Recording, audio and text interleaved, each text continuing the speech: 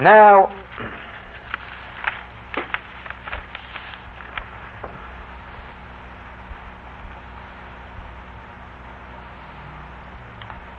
I then am Melchizedek. I am he that was never born and will never die.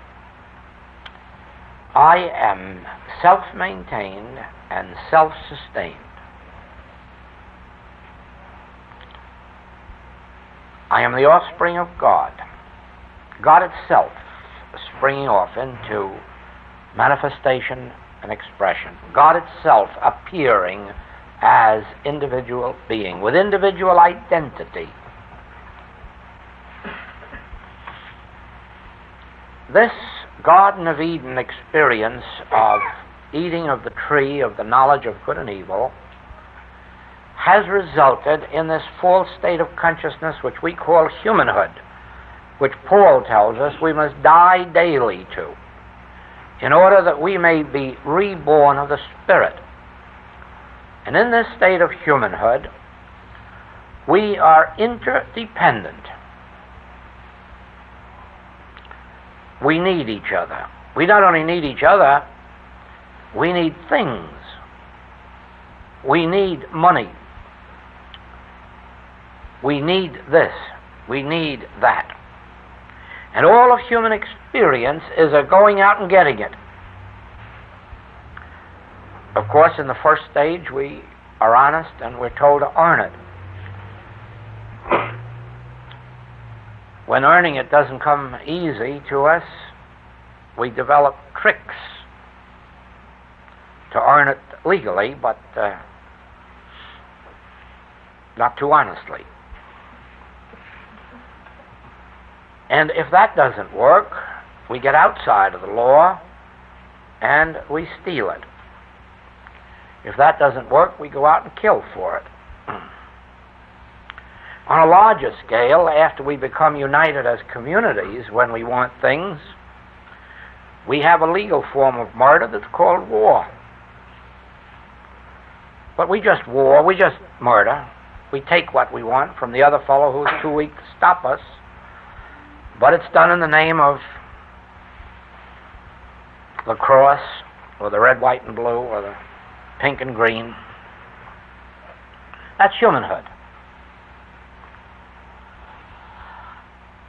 To those who are on the spiritual path, there is another way. How did those on the spiritual path get there? And there is a part of your history of reincarnation. Only in our work we call it unfolding consciousness. There is the man who is the purely animal man who goes after what he wants with hammer and tongs, using the might of his body or the might of temporal weapons. And there is the mental man who goes after things with his mind. And then eventually that mental man starts to rise into the spiritual man. And all of this is taking time. It's really not a matter of time, it's a matter of evolution. But in our experience, it appears as time. So it may well have been that in some time past, some earlier form of evolution, I was the animal man or caveman, and then the mental man, and then prepared to come into this particular time, evolving into some measure of the spiritual man. So with you, unless you have been through this experience before, you are not in this room at all. In other words, there are millions of people who never get into an infinite way class or any other class of a spiritual nature. And why is that? Because the subject of the spirit is foreign to them. Why is it foreign to them and not foreign to us? Well, I suppose for the same reason that music is foreign to me and not foreign to other people. Evidently, I have no background of music, and somebody else came into this world with a background of music. In other words, it's an unfolding state of consciousness, and you have been brought into this particular phase of life sufficiently developed to open yourselves to the spiritual approach to life. You've lived on the animal plane, you've lived on the mental plane, and now you're approaching this spiritual plane. Don't forget, all of this time there is still a little of the animal left in us, there's still a little of the mental left in us, but we're predominantly spiritual. In others, there might be a tiny bit of the spiritual, and the mental or the physical will be predominant. All a matter of unfolding consciousness. Now, what we are being prepared for, we will not know until we have left this present state of being and entered into the next phase, where we go, remember, with this already developed consciousness. We will never go back to being slaves in Egypt. We will never go back to being slaves in China or India. We will never go back to a ghetto. Not one of us.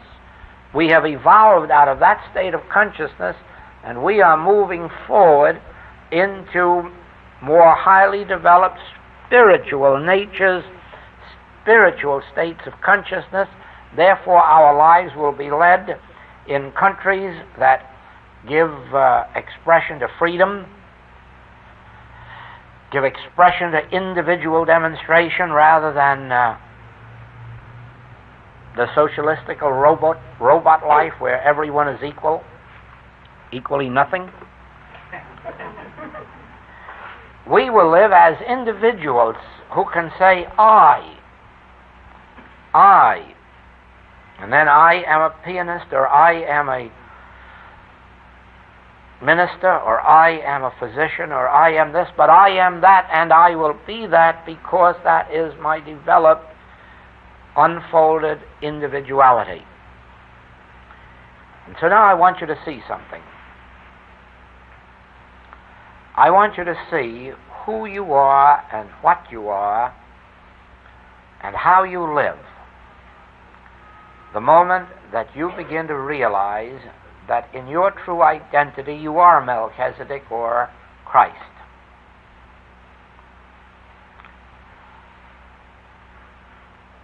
And so we are going to start with the word I, and each of you, inwardly and silently, will say I. Softly, gently, I meaning myself, my true identity. My eyes are closed to all outer appearances. I am inside the inner sanctuary praying or knowing the truth. I am alone with God. I and my Father are one, not two. I and my Father are one. Son, all that I have is thine. For I am thou. I am thy being. Even your body is the temple of the living God which I am.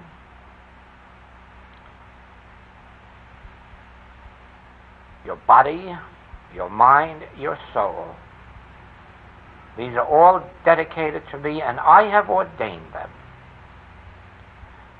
I have given to you your mind and your body. I have placed myself in the midst of your garden, which is yourself.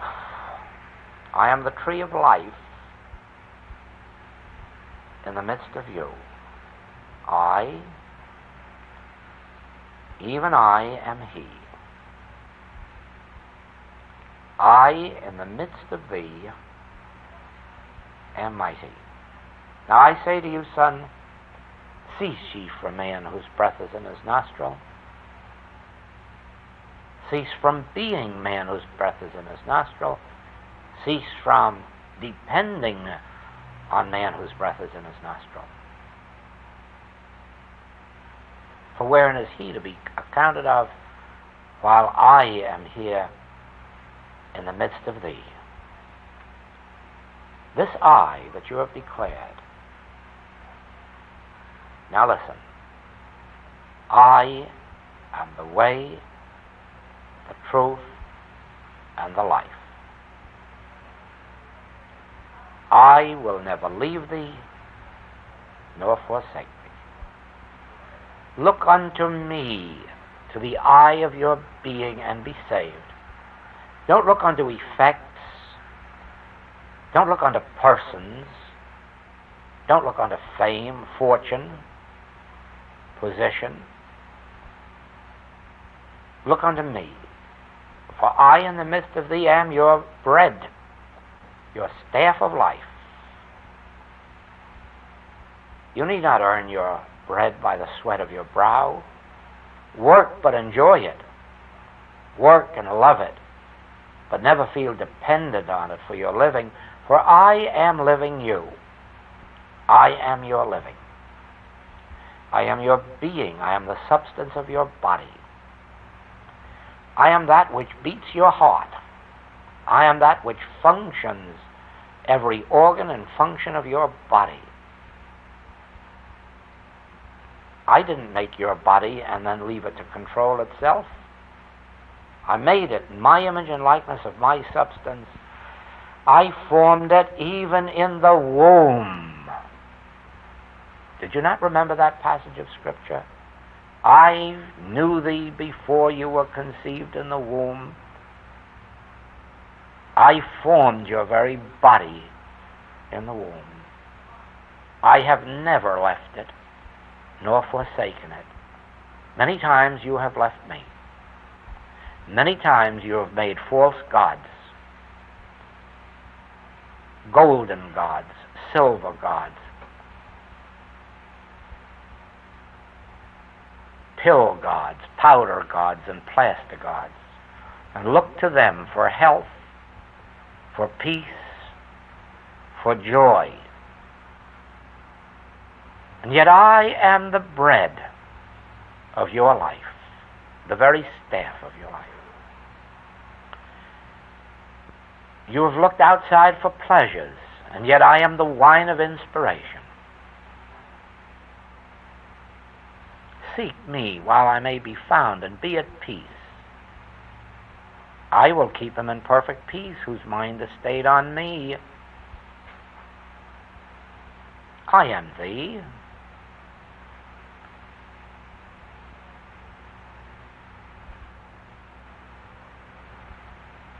Does the creature talk back to the Creator? Does the clay talk to the potter? No, no, no. I am the potter. I am the Creator, and all creation hearkens unto me. The heavens declare my glory. The earth showeth forth my handiwork. The birds in the air, the fish in the sea, these testify to me in the midst of you.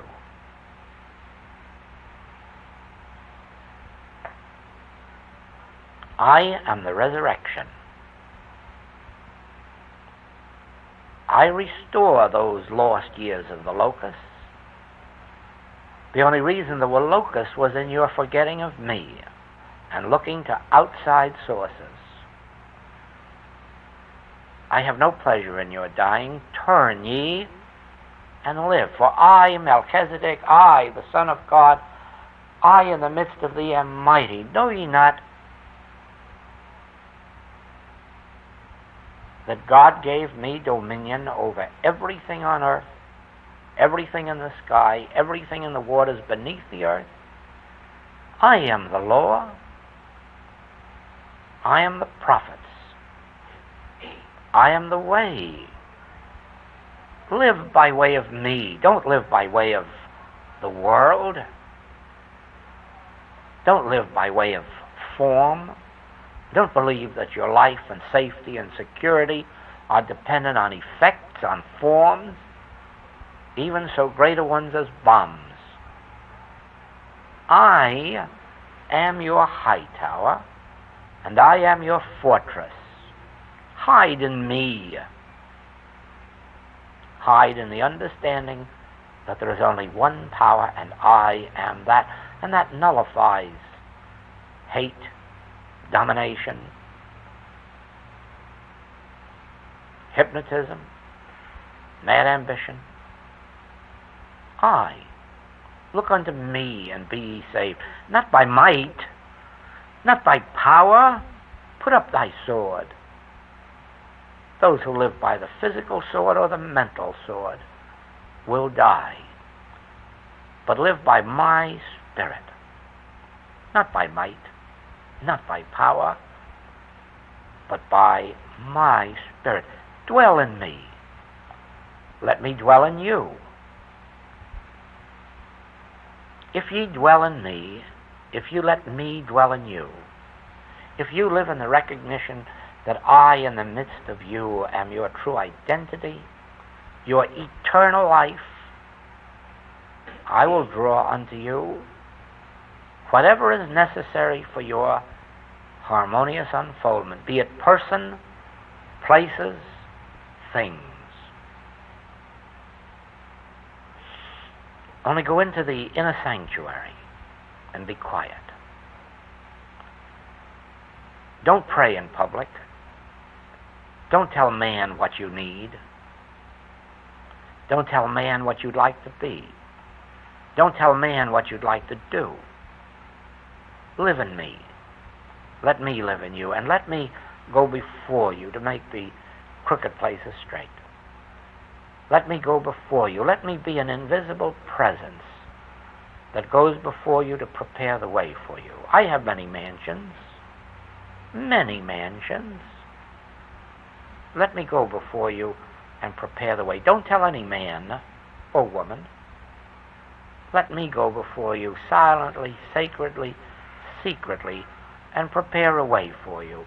Don't be impatient if it takes a little time to reach home. Don't be impatient if we have to take some long way around shortcuts. I will bring ye by a way ye know not of. It won't always appear to you as a shortcut. It won't always be without a few bleeding footsteps or a cross, because I'm leading you through this world of illusion back to your Father's home, which I am.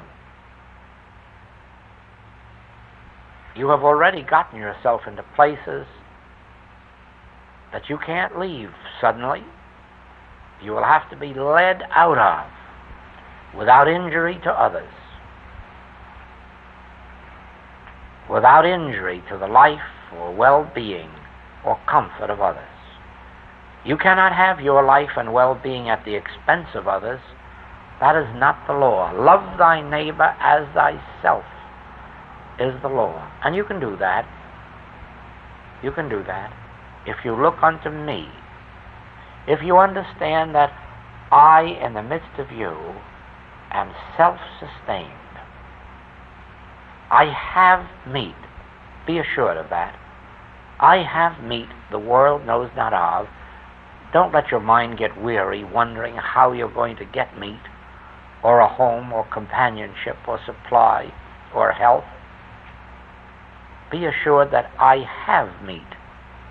I already have meat, and wine, and water. Rest here, and let it come to you. Be like Rickenbacker out in the Pacific. Sit quietly with folded arms, and let the birds come to you. Let the fish jump up into the boat. Let the rain come out of a cloudless sky. Don't try to make them do that. Don't mentalize. Don't try to attract supply. Not mentally, not physically. Just do your work each day. The work that is given you to do, do it the best you know how to do, but don't do it for a living. Do it for love. Let the living be the added thing. For I, your Father which art in heaven, I which am in the midst of you, I know your need before you do. It is my good pleasure to give you the kingdom if you abide in me and let my word abide in you. I give you John 15 for your shibboleth, for your password. If you live in me, live in the realization that this I in the midst of you is me, this I in the midst of you is God, this I in the midst of you is ordained of God, for God is both the Father and the Son. God is both the giver and the gift. Trust this I in the center of you. Trust it with your secret desires, but don't let your secret desires be aimed at persons or places or things. Your secret desires must be for rest in me, peace in me, satisfaction in me, joy in me, to prosper in me. Let me be your meat, your wine, your water. Take no thought what you shall eat. Take no thought wherewith you shall be clothed. Take no thought about your housing or your companioning. Tabernacle with me. For I, in the midst of you, am your very life. I am that which prospers you. I am that which draws unto you all that is necessary for your spiritual development and unfoldment. Oh, if there be 40 years of wilderness before you reach the promised land, be patient. Be patient. You have made this wilderness through which you must be led. If there is the experience of the cross, take it. You've brought it upon yourself, and it's just another way out. For I, in the midst of thee, will never leave thee nor forsake thee. Whether you make your bed in hell or in heaven, even if you're the thief dangling on the cross, I will take you with me this very night into paradise. Do not fear effects. Do not fear outer conditions. I, the I of your being, I am that part of you which was never born.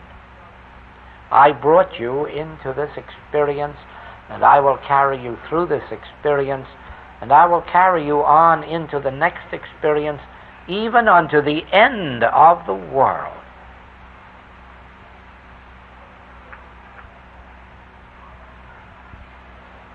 Have I been so long with you, and you have not known me? Have I been so long with you, and you haven't recognized I am Melchizedek, I am Christ, I am the spiritual Son?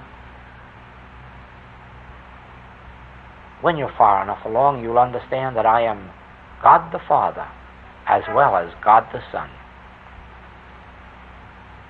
And you'll understand oneness. And you'll understand why I, being infinite, there are no evil powers. The evil pictures which you witness with your 5 physical senses, which you see and hear and taste and touch and smell, do not fear them, for they are made of the fabric of nothingness, the fabric of hypnotism, the fabric of suggestion. They have no entity, they have no identity, they have no real being.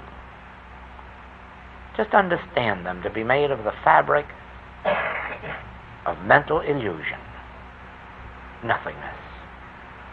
For I, in the midst of thee, am the only power and the only presence. Love the Lord thy God with all thy heart, with all thy soul, and with all thy mind. And I am he. I in the midst of thee am he. Love thy neighbor as thyself, by knowing that I am thy neighbor. I in the midst of you am the I in the midst of your neighbor. Inasmuch as ye have done it unto the least of these neighbors, ye have done it unto me, for I am he, even as I am thou. Inasmuch as ye have not done it unto the least of these my brethren, ye have not done it unto me. For anything that you have withheld from anyone, you have withheld from yourself, for I am yourself, and I am his self. I am thyself, and I am itself. Watch sometime when you are around your pets, dogs or cats, and you're silently meditating and realizing, I am he. I in the midst of me is he. Watch how these pets come right to your side and rub you and sit by your feet and refuse to leave you as long as you're pondering the great I that I am. For the I that I am is the I that he is or she is. I am neither male nor female. I am I. I am neither white nor black. I am neither Jew nor Gentile. I am neither Greek nor free, neither Greek bond nor free. I am the universal, supreme, divine I, the true identity of all individuals, regardless of what form they have assumed in this incarnation. And each has formed for himself a body, a home to be brought up in, a business to function in, which will suit the purpose of developing consciousness to the point of recognition, of realization. Every experience of your childhood, the good ones and the bad ones, were necessary to your unfoldment up to this minute. Every experience in your business life or your home life has been necessary to bring you to this unfoldment. Don't ever believe the psychologists that your early childhood spoiled you or harmed you. Someday they'll wake up and find that you are functioning at the particular level necessary for your spiritual development, because the purpose of our being here is to unfold spiritually in some measure, progressively.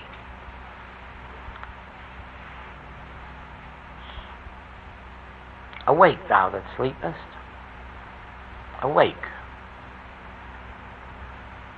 And when you awaken, you will see him as he is, and you will be satisfied with this likeness. For I am he. I, God, am your neighbor. I, God, am your pet. I, God, am the substance and intelligence of your life. And that's why I promise you that I will never leave you nor forsake you.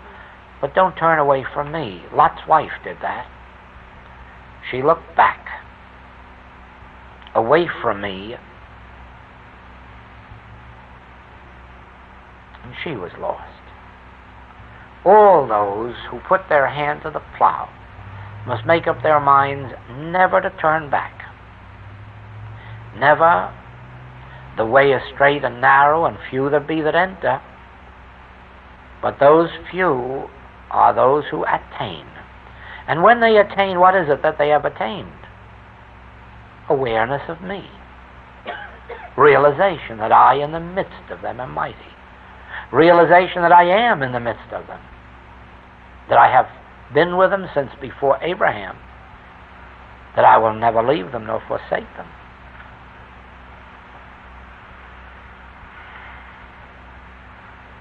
I will lead you into green pastures.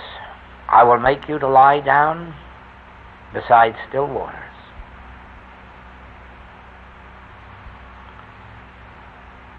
But go back to the 15th chapter of John and read again that this is only true if you abide in me, and if you let me abide in you. And how do you do this? Recognize me. I in the midst of me feeds me and clothes me and houses me. I in the midst of me carries me all around the world with this message. I in the midst of me has never been limited. I in the midst of me has provided me with everything necessary and even the audiences necessary to hear the message. Even in faraway Fiji, I in the midst of me gave me 300 high school students to talk to.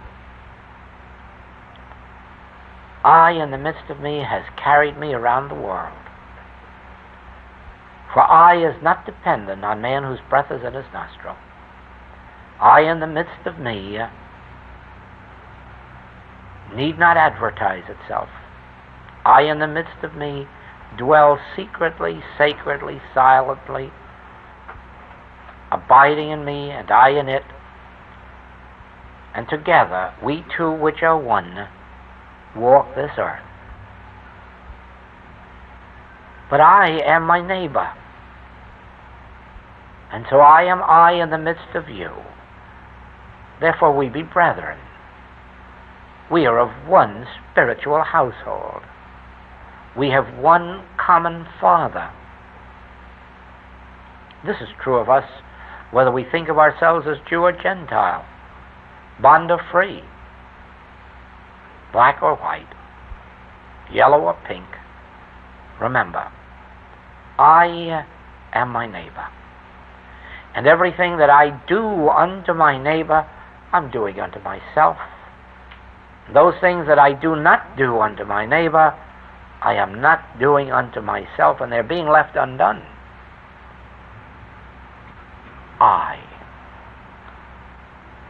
I in the midst of me is the spiritual Son of God, the Christ, Melchizedek, he who was never born, who will never die, and who will always be invisible. No man hath ever seen me. I am the invisible presence within me. I am the invisible presence that goes before me to make the crooked places straight. I am the invisible presence that walks beside me as protection. I am the invisible presence that comes behind as rear guard. I am the life of friend, and I am the life of my foes. We are one, yet each individual in expression. One in essence, I, infinite and individual in forms and modes of expression. I am the author in one and the composer in another. I am the healer in one and the minister in another. I am the painter in one and the poet in another. I am the inspiration in everybody who seeks inspiration. I am the inspiration unto my life. I can close my eyes at any time of the day or night and turn to this infinite invisible within me and receive new illumination, new light, new health, new strength. And so can you, for I am you. I in the midst of you am mighty. Cease ye from man whose breath is in his nostril. Remember that my kingdom is not of this world. You do not have to manipulate this world to attain your good. You do not have to physically or mentally manipulate it. Abide in me, and let my word abide in you. Let my promise abide in you, that I will never leave thee. Where thou art, I am. All that I have is thine. The place whereon thou standest is holy ground. Whithersoever thou goest, I will go.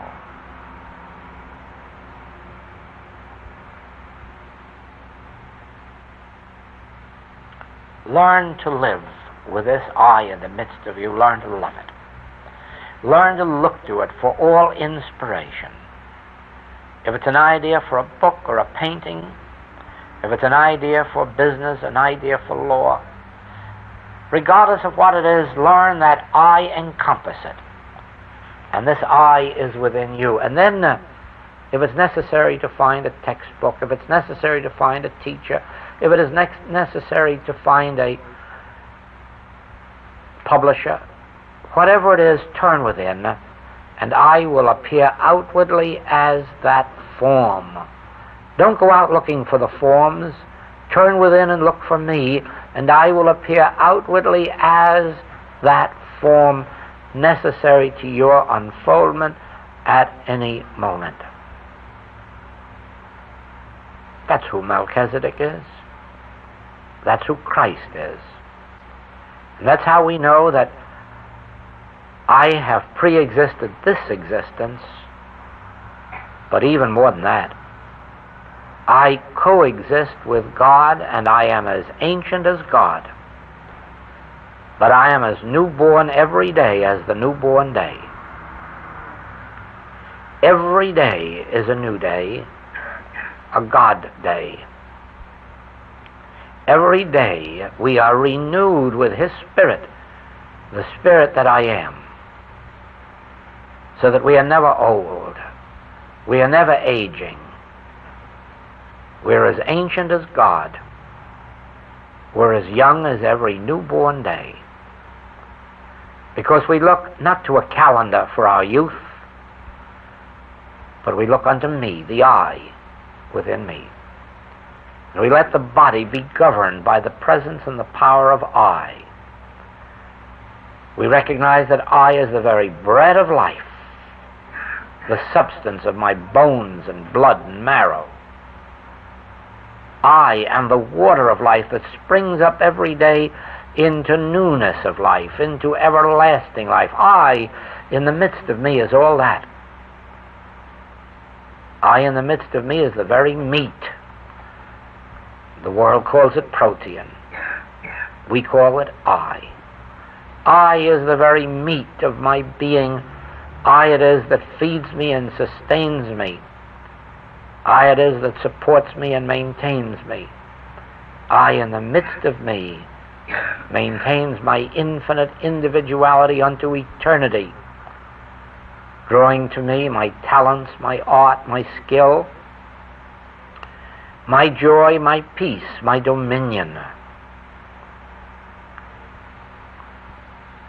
Humanly, I exercise no power over man or thing. But in complete silence, in meditation, I let the infinite invisible I take possession of my life, my body, my business, and it becomes a power in my outer world. I do not mentally manipulate. I do not mentally try to establish anything. My procedure is to rest. Rest in the Word. Rest in the Word I am. And let I am be my secret password that enables me to travel in far places and always command a master's wages. Without ever saying it, without ever voicing it, without ever letting anyone out on the street know my secret, I walk always secretly and sacredly in the realization that there is an invisible I. It is the I of me and the I of my neighbor, the I of my friend and the I of my foe. This is the secret of the spiritual life. This is the secret of the mystical life. And this is the secret of the experience called death. We never discard our form. Our concept of form. Will you remember the one we discarded when we were 3 years of age? And then one we discarded when we were 13 years of age? And one we discarded when we were 21 years of age? And another we discarded when we were in the 40s? so we keep on discarding these concepts of form, and yet I go on forever, and I always have form. I am always embodied as form. I can never lose my form any more than I can lose my identity.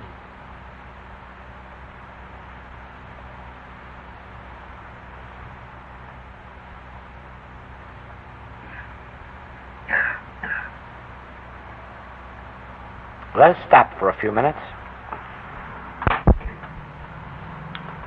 As a human being,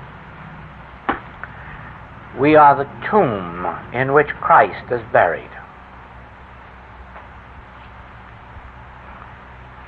All that the world sees is this corpse that we're walking around in.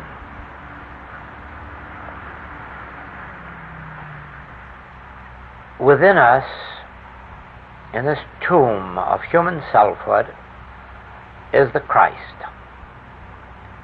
And in certain moments of our lives, such as can well happen this evening, an experience takes place, and then in the morning, when we look in the mirror, we will recognize, I am not here anymore. I am risen. I'm no longer buried in the tomb of a body. I'm no longer subject to its limitations. I might even lay my wallet out or my checkbook and realize, just think, I was living inside of you, limited by your dimensions. Verily, even my wealth was a tomb in which I was buried. And now I am not there. I am risen. And this form now is a vehicle unto me, just like my automobile. And this money, this is a tool or an instrument, a medium of exchange, something given to me to use like streetcar transfers. For I'm no longer circumscribed or limited by what looks like a bank account or a finite body. Now I'm outside of these. I have risen. I'm no longer in the tomb of finite belief. I'm no longer entombed in a body of matter. I'm no longer entombed in a checkbook. Now these are my servants. Now these are the tools given me for my everyday life. For I know myself now, I am He. I am the child of God, heir of God, joint heir to all the heavenly riches. I have been given dominion over this body, and over every body under the sea and on the land and in the air. I am free. I have found my freedom in Christ, in my Christhood, in the realization of my true identity as I am free. As the child of God, I am free, and I no longer live under the law, but under grace. I am no longer under the law of limitation. I live under grace. Thy grace is my sufficiency. And now I understand what it means. Where the Spirit of the Lord is, there is liberty. Where is the Spirit of the Lord? Wherever I am comfortably seated, realizing the nature of my true identity, there is the Spirit of the Lord. And then as I get up and walk and carry with me the realization the Lord in the midst of me is mighty, I in the midst of me is mighty, there's the Spirit of the Lord. And where the Spirit of the Lord is, there is liberty. Make a transition tonight from living under the law to living under grace. consciously remember, I am not under the law. This means all kinds of law. Medical law, infection, contagion, heredity. Theological law, punishment for sins of the past or the present, or sins of the parents or the grandparents. Theological law that tells us of a predestined punishment in time to come. We no longer live under the law of matter. We no longer live under the law of mind. We no longer live under the law of theology or mentology. We live under grace. Thy grace is my sufficiency in all things. Thy grace. Don't talk about money. Don't talk about hearts, livers, or lungs. Thy grace is my sufficiency in all things, in health and supply, in companionship, in freedom, in joy, in peace, in dominion. Thy grace. I no longer live under the law. I am Melchizedek. Everything that has form must pay tithe, honor unto me. I no longer even pay tithe unto Abraham, and he was the father of the race. For I am greater than the father of the race, for I am I. I am Melchizedek, the unborn, the undying. I am the Spirit of God in me. I am true identity. I am spirit. I am the very soul of my being, the very life of my being. I am under grace of God. I live not by taking thought, for who by taking thought can add to a stature 1 cubit. I do not live by taking thought for supply, for God's thoughts are far greater than my thoughts, and I live by every thought that proceeds out of the mouth of God, every word, which is grace. I live my life listening to that still small voice. I need not hear it audibly. I just receive impressions. This is the way, walk ye in it. This is the time, make your move. I will never leave thee nor forsake thee. Do not fear to step out on the waters of spirit. Remember, you can only fail, and there's no disgrace in failing. There's only disgrace in not trying. Everybody stumbles a little bit as they go on. Even Jesus Christ was subject unto temptations right up to the last moment. Don't be ashamed of the temptations that assail you. Don't tell them to everybody that comes across your path. Have one secret spiritual confidant, either your teacher or a student on your way, but only one to whom you can unburden yourself, if necessary, knowing that they will not take it in personally or humanly, or ever condemn you or judge you or criticize you, but will understand how it is that the way is straight and narrow, and it needs must be that we stumble and fall, and that we be subject unto temptation, for each of these strengthens us in our ongoing until we reach the Mount of Transfiguration. There, having died, we are reborn of the Spirit, and those of our disciples who have risen sufficiently behold us as we are in our pure spiritual perfection, even of body. And so too, you attain through grace a point of transition, and then your friends and your relatives say, you have changed. Something wonderful has come into your life, but you don't tell them yet, it is I. You have learned that I am in the midst of you. You have learned that the very I of your being is your wine. And what they feel is that you are no longer looking to them for anything, and therefore you have set them free of yourself. You have no physical hooks on them and no mental hooks on them. You set them free the very moment you know that I live by I. I live by the grace of the I that is within me. And so it is, and so it is. Thank you.